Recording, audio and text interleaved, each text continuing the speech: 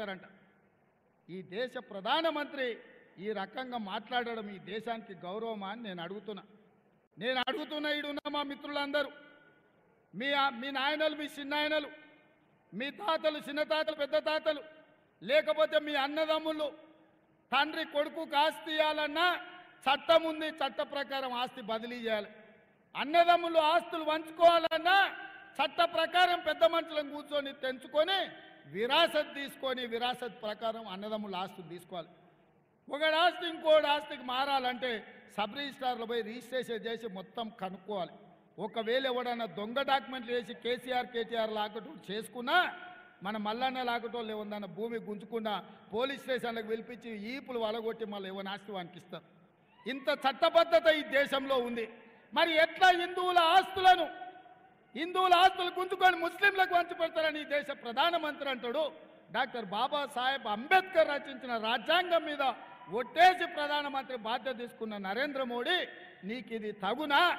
ఎన్నికల్లో నెగ్గడం కోసం ఇంత నీచమైన రాజకీయాలు చేస్తావా?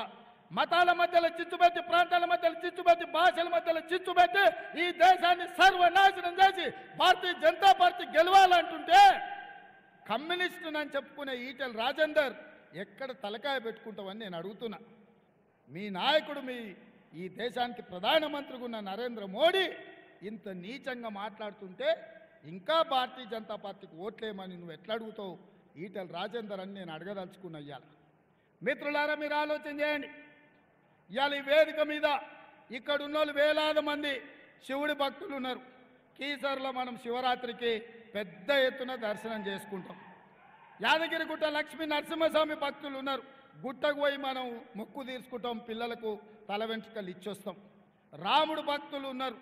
శ్రీరాముడి భక్తుడిగా మనం అందరం భద్రాచలంలో పోయి రావుడిని గొలిచొచ్చినాం. అదేవిధంగా జోగులాంబ అలంపూరు పోయి జోగులాంబ శక్తి పీఠానికి ఇవాళ పూజలు చేసుకున్నాం. ఒకటే దయ్యం పట్టినట్టు పట్టింది బీజేపీ వాళ్ళకు. జై శ్రీరామ్ అనాలనంట, బూతులో ఓట్లు పడాలనంట. ఎత్తిన జెండా దించకు, ఇచ్చిన పైసలు వంచకు అన్నట్టు తయారైంది వీళ్ళు. ఏంది ఇది అని నేను అడుగుతున్నా. రాముడు పేరు మీద ఎంతకాలం రాజకీయం చేస్తారు? రాముడిని తీసుకొచ్చి బజార్లో పెట్టి గోడల మీద రాసి ఇదేనా మీ నీచమైన రాజకీయం అని బీజేపీ నాయకులను అడుగుతున్నా. అందుకే మిత్రులారా, దేవుడు గుడిలో ఉండాలి, భక్తి గుండెల్లో ఉండాలి. వాడే అసలైన హిందువు. నా మనసులో నుంచి మాట్లాడుతున్నా. నేను హిందువును, నేను దేవుణ్ణి నమ్ముతా. దేవుడి నమ్మకం నా విశ్వాసం. ముస్లింలు మహమ్మద్ ప్రవక్తను నమ్ముతారు, క్రిస్టియన్స్ యేసు ప్రభువు నమ్ముతారు, సిక్కులు వాళ్ళ దేవునికి మొక్కుతారు. ఎవడి ధర్మము ఎవడి జాతి వాడిదే. ఎవడి ధర్మాన్ని వాడి జాతిని గౌరవించుకోవడం వాళ్ళ హక్కు. రాజ్యాంగం మనకు ఇచ్చిన అధికారం. ఇదేం కర్మనో దేశంలో ప్రధానమంత్రి నుంచి మొదలు పెడితే కమ్యూనిస్టులను ముసుగుదోడుకున్న ఈటెల రాజేందర్ కూడా ఈరోజు ఇట్లా తయారైండయా. అందుకే దేవుడి పేరు మీద, మతం పేరు మీద రాజకీయ వ్యాపారం చేసేటోళ్లను పొలిమేర్లు దాటే వరకు తరమాల్సిన అవసరం ఉంది. శాంతి భద్రతలను కాపాడి మత సామరస్యాన్ని నిలబెట్టి ఈ నగరాన్ని అభివృద్ధి చేసే బాధ్యత మన ప్రభుత్వం తీసుకున్నది, మనం తీసుకుంటాం.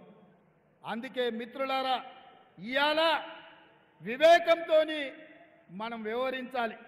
వివాదాలతోని సంక్షేమాన్ని దెబ్బతీయొద్దు. అందుకే ఈరోజు బీజేపీ వాళ్ళకు చెప్పుకోవడానికి ఏంది లేదు.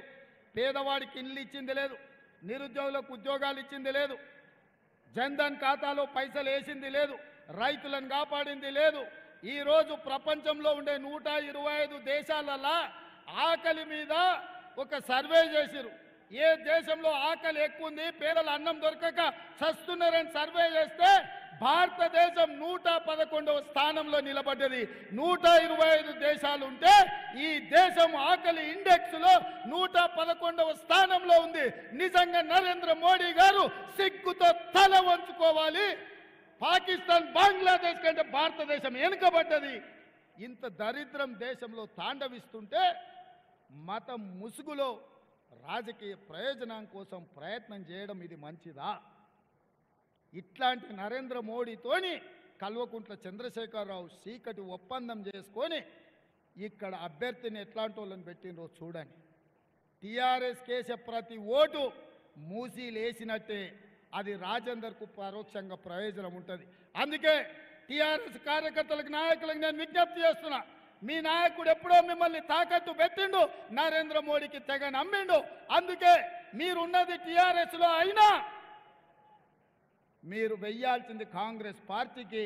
ఎందుకంటే ఒక సెక్యులర్, ఒక అభివృద్ధిని కాంక్షించే అభ్యర్థి మీకు కావాలంటే సునీత మహేందర్ రెడ్డి గారు మల్కాజ్గిరి నుంచి ఎంపీగా గెలవాలి.